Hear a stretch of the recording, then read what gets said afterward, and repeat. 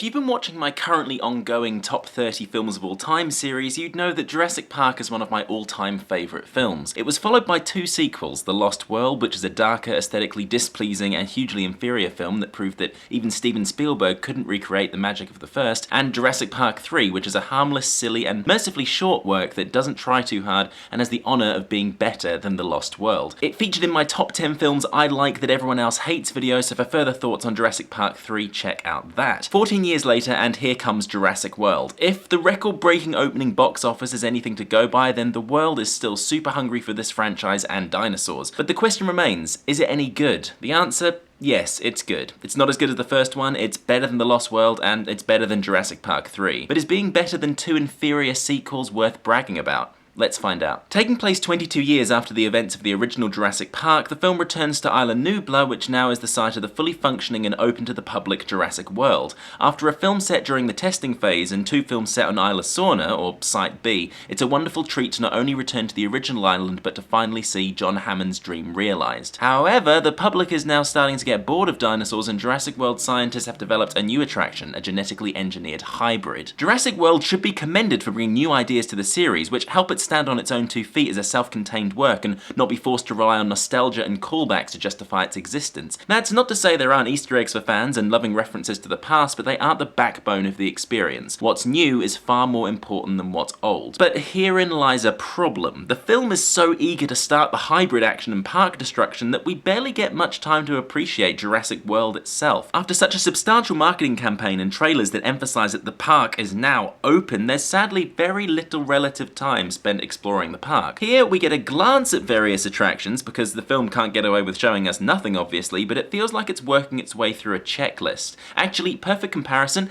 there's an episode of Doctor Who called Journey to the Centre of the TARDIS. Its marketing and trailer teased that for the first time we were going to explore the TARDIS and made a point of showing us new rooms and locales that we've only heard about previously, such as the swimming pool and the library. When the episode aired, it turned out what was shown in the trailer was almost all that featured in the episode. You couldn't not have the swimming pool and the library, but the lack of utilisation of the locations in the actual story made the locations feel used by obligation and not for any real purpose. I still enjoyed the episode's story, but was disappointed by its lack of TARDIS showcase. It's the same for Jurassic World. I appreciate what we do see, but I want more of it. The film gallivants along at a breakneck pace and could easily have taken its time in its first act to showcase the park a bit more. As it stands, the actual story of Jurassic World has no requirement that the park be open. This could again have taken place during a test phase, or even set on Isla Sorna with a few minor script rewrites. While it may sound like I'm coming down hard on the film, I can't deny that Jurassic World is still a lot of fun. It prioritises action and silliness over story and deep ideas, but this places it firmly in a genre of blockbuster film that works better for this material than the dour grittiness that The Lost World attempted. It's the sequel the first film deserves, and while it doesn't do anything to retcon the prior sequels, you can, if so inclined, seamlessly skip from Jurassic Park to Jurassic World. I enjoyed Jurassic World, but I think it suffers from not fulfilling its full potential. It's undoubtedly not the final curtain call for the Jurassic Park franchise, but if this was our one chance to experience the open park, I'm